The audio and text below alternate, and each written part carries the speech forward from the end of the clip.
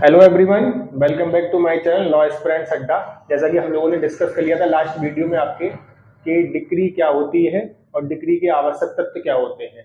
क्योंकि आप लोगों को पता ही है कि सिविल प्रोसीजर कोड जो है उसमें डिक्री जो है आपके प्री और मेंस दोनों के लिए बहुत ही इंपॉर्टेंट टॉपिक है।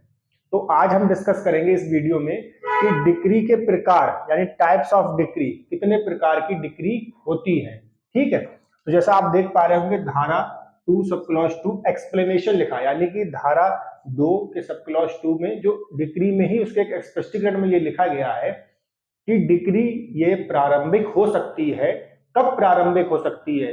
जब बाद का यानी सूट का पूर्ण रूप से निपटारा ना किया जाके कुछ कार्यवाहियां शेष रह जाती हैं तो डिक्री आपके क्या होती है? प्रारंभिक होती है। ऑलरेडी आपके स्पष्टीकरण में लिखा हुआ है, तो उसी को हम आज डिस्कस करेंगे। और उसमें यह भी लिखा है अंतिम और अंशतः प्रारंभिक और अंशतः अंतिम डिक्री भी हो सकती है। तो तीन प्रकार है डिक्री के आपके। कौन सा? प्रारंभिक डिक्री, प्रिलिमिनरी डिक्री। दूसरा अंतिम डिक्री, इसे फाइनल डिक्री कहते हैं। और तीसरा अंशतः प्रारंभिक एवं अंशतः डिक्री, अंतिम डिक्री सॉरी। तो यानी कि पार्शली प्रिलिमिनरी और पार्शली फाइनल डिक्री, ये तीन प्रकार होते हैं आपके डिक्री के। चलिए आप इसको एक एक करके समझते हैं। समझने से पहले मैं आपको ये बताना चाहता हूं कि ये डिक्री जो प्रकार है ये आपके प्री और खासकर जब मेंस में तो आपसे क्वेश्चन इस प्रकार से पूछेगा कि डिक्री क्या होती है, डिक्री के आवश्यक तत्व क्या होते हैं और डिक्री के प्रकारों को समझाइए केस लॉ के साथ में। ठीक है, तो यानी कि ये आपके मेंस का क्वेश्चन बनेगा। प्री में पूछ लेता है कि डिक्री कितने प्रकार की होती है। ठीक है, और क्वेश्चन आएगा हम आगे जब पढ़ेंगे कि भाई जो अंतिम डिक्री है वो किस पर आधारित होती है। तो ये आपके प्री के क्वेश्चन है। तो चलो ये समझते हैं इसको।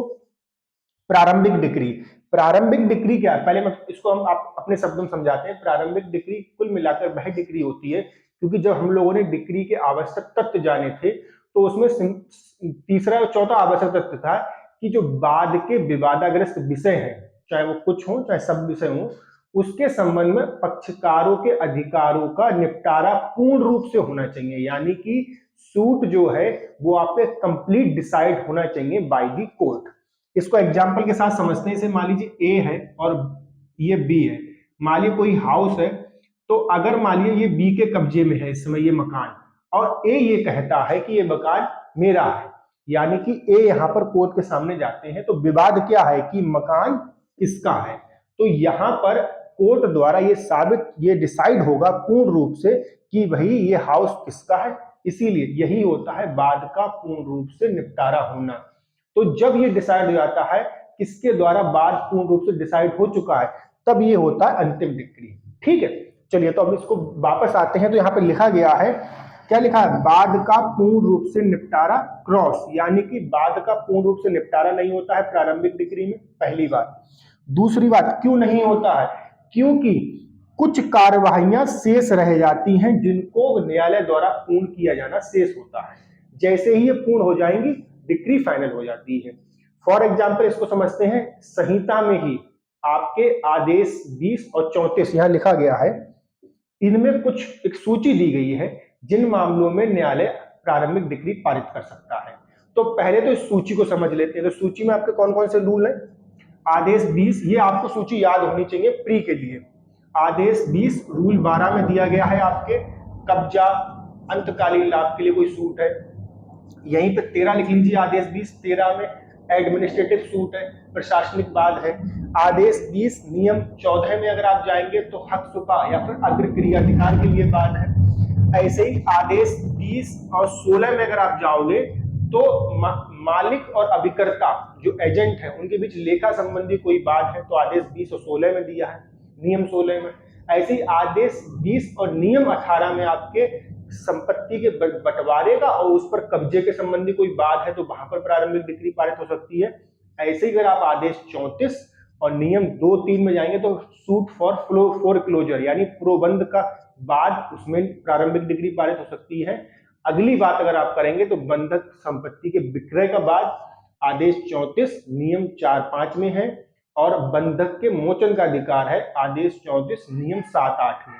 तो ये आपके इन मामलों में प्रारंभिक डिक्री न्यायालय पारित कर सकता है।